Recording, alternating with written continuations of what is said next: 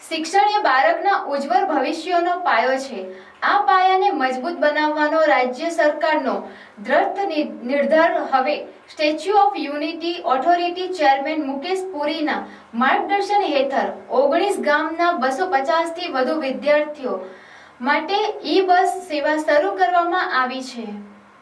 Statue of unity વિસ્તાર વિકાસ અને પ્રવાસન નિયમ સત્તામંડળ દ્વારા ઓથોરિટી વિસ્તારના 19 ગામોના વિદ્યાર્થીઓ માટે ઈ બસ સેવા શરૂ કરવામાં આવી છે। આ માત્ર પરિવહન સેવા નથી, પરંતુ બાળકોના ઉજ્જવળ ભવિષ્યના નિર્માણ માટે સ્ટેચ્યુ ઓફ યુનિટી ઓથોરિટી દ્વારા લેવામાં આવેલ અપ્રતિમ પહેલના પ્રારંભે નર્મદા જિલ્લા પંચાયત પ્રમુખ ભીમસિંહ તડવી અને નાડોદના ધારાસભ્ય ડૉક્ટર દર્શનાબેન દેશમુખે આ પ્રસંગે પ્રેરક ઉપસ્થિતિ નોંધાવીને શ્રીફળ વધેરીને તેમજ બાળકોનું મોઢું મીઠું કરાવીને બસને શાળાએ રવાના કરી હતી। પ્રારંભિક દિને 180થી વધુ વિદ્યાર્થીઓએ આ સેવાનો લાભ લીધો હતો। આ પ્રસંગે ધારાસભ્ય ડૉક્ટર દર્શનાબેન દેશમુખે જણાવ્યું હતું કે ગરુડેશ્વર તાલુકાના ઓથોરિટી વિસ્તારમાં આવનારા 19 ગામના 250થી વધુ વિદ્યાર્થીઓ હવે આરામદાયક, સુરક્ષિત અને નિયમિત રીતે શાળાએ જઈ શકશે। શિક્ષણથી કોઈ વિદ્યાર્થી વંચિત નહીં રહે દ્રષ્ટિએ આ પહેલ એક અનોખું પગલું છે, જેને લઈને વિદ્યાર્થીઓમાં પણ અનેરો ઉત્સાહ જોવા મળી રહ્યો છે। ડૉક્ટર દેશમુખે ઉમેર્યું કે સ્ટેચ્યુ ઓફ યુનિટી ઓથોરિટીનો અભિગમ ખૂબ જ પ્રશંસનીય છે। સ્ટેચ્યુ ઓફ યુનિટી માત્ર એક પ્રવાસન સ્થળ નથી, પરંતુ સમાજના વિકાસ યોગદાન પણ આપી રહ્યું છે। આ પહેલથી વિદ્યાર્થીઓનું ભવિષ્ય ઉજ્જવળ બનશે, વિદ્યાર્થીઓ શાળાએ સમયસર પહોંચશે, અભ્યાસમાં નિયમિતતા આવશે અને તેમના સમયમાં ઉત્તમ ઉપયોગી થવાથી એકાગ્રતા પણ વધશે। આ તકે ડૉક્ટર દેશમુખે બાળકોના શૈક્ષણિક હિતને કેન્દ્રમાં રાખીને કરવામાં આવેલી પહેલી માટે સ્ટેચ્યુ ઓફ યુનિટી સમગ્ર ટીમ અને ગુજરાતના મુખ્યમંત્રી ભૂપેન્દ્રભાઈ પટેલનો આભાર વ્યક્ત કર્યો હતો।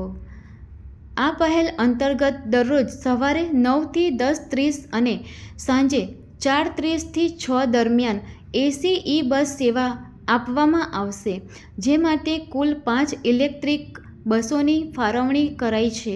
વિદ્યાર્થીઓની સુરક્ષા અને સુવિધાને ધ્યાનમાં રાખી દરેક બસમાં તાલીમ પ્રાપ્ત ગાઈડ અને મહિલા પોલીસ જવાનની નિમણૂક કરવામાં આવી છે। પ્રારંભિક તબક્કે ઓથોરિટી વિસ્તાર દ્વારા કરાયેલી પહેલ અંતર્ગત 5 શાળાઓમાં ગોરા ખાતેની શ્રી જય જ્યોતિ બાલિકા વિદ્યાલય, પિન્ટુલાલા વિદ્યા મંદિર બોડિયા માધ્યમિક અને ઉચ્ચતર માધ્યમિક શાળા, ગરુડેશ્વર માધ્યમિક શાળા, એકતાનગર અને રામકૃષ્ણ અંગ્રેજી માધ્યમિક શાળા નવાગામનો સમાવેશ થાય છે। આ નોંધપાત્ર પહેલથી વાલીઓએ શાળાઓ અને સરકાર પ્રત્યે વિશ્વાસ વ્યક્ત કર્યો છે। પહેલના પરિણામરૂપ શાળાની હાજરીમાં વધારો અને વિદ્યાર્થીઓના શૈક્ષણિક સ્તરમાં ગુણવત્તાપૂર્ણ સુધારો નોંધાઈ રહ્યો છે। વિદ્યાર્થીઓએ આનંદ વ્યક્ત કરતા જણાવ્યું કે આવી સગવડથી હવે અમે સમયસર અને સુરક્ષિત રીતે શાળાએ પહોંચી શકીશું।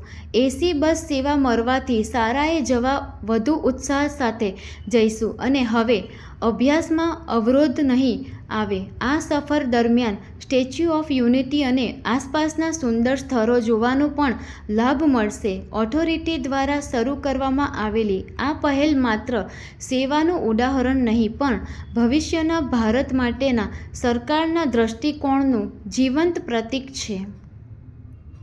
આ પ્રસંગે તાલુકા પંચાયત ગરુડેશ્વરના પ્રમુખ મકતાદાભાઈ વસાવા, જિલ્લા પંચાયત સદસ્ય દિનેશભાઈ તડવી, અધિક કલેક્ટર ગોપાલ બામણિયા, નારાયણ માધુ, નાયબ કલેક્ટર દર્શક વિઠ્ઠલાણી, નાયબ પોલીસ અધિક્ષક રિયાઝ સરવૈયા, શાળા પરિવાર અને એસઓયુ પરિવારના કર્મયોગીઓ ઉપસ્થિત રહ્યા હતા। આ સ્ટેચ્યુ ઓફ યુનિટી વિસ્તારના આવતા દરેક ગામોમાંથી જે બાળકો 200 જેટલા બાળકો જે આ શાળામાં અભ્યાસ કરવા જાય છે એ લોકોને માટે શાળામાં સારી રીતે પહોંચવા એક બસનું આયોજન કરવામાં આવ્યું છે અને સ્ટેચ્યુ ઓફ યુનિટીની આ બસ દ્વારા વિદ્યાર્થીઓને સમયસર ત્યાં એમના શાળાએ પહોંચાડવામાં આવશે અને સાથે સાથે એમને ત્યાંથી લઈ આવવાની પણ વ્યવસ્થા કરવામાં આવી છે. તો આ ખૂબ જ સુંદર એક આયોજન થયું છે જેમાં વિદ્યાર્થીઓ પણ ખૂબ જ ખુશ છે, સમયસર શાળાએ એમને જવા મળે છે અને સાથે સાથે સ્ટેચ્યુ ઓફ યુનિટીનો આ અભિગમ એક લોકોની સેવા માટે ખૂબ જ સુંદર આયોજન થયું છે. તો એમને પણ ખૂબ ખૂબ અભિનંદન પાઠવું છું અને ગુજરાતની સંવેદનશીલ સરકાર અને એના મુખ્યમંત્રી શ્રી ભૂપેન્દ્રભાઈ પટેલજી કે જેમનો પણ ખૂબ ખૂબ આભાર માનું છું કે આ ખૂબ જ સારી સેવા જે વિદ્યાર્થી મિત્રો માટે થઈ રહી છે એ ખૂબ જ સારો એક અભિગમ કેળવવામાં આવ્યો છે. એ ખૂબ જ સારી વાત છે અને આનાથી શાળાના વિદ્યાર્થીઓનું જે ભવિષ્ય જોખમાતું હતું એ ભવિષ્ય પણ હવે ખૂબ જ ઉજ્જવળ બનશે એવી સુંદર કામના સાથે આ સમગ્ર ટીમને હું ખૂબ ખૂબ અભિનંદન પાઠવું છું અને આ સેવાઓ અવિરતપણે ચાલુ રહે એટલી શુભકામના પણ પાઠવું છું.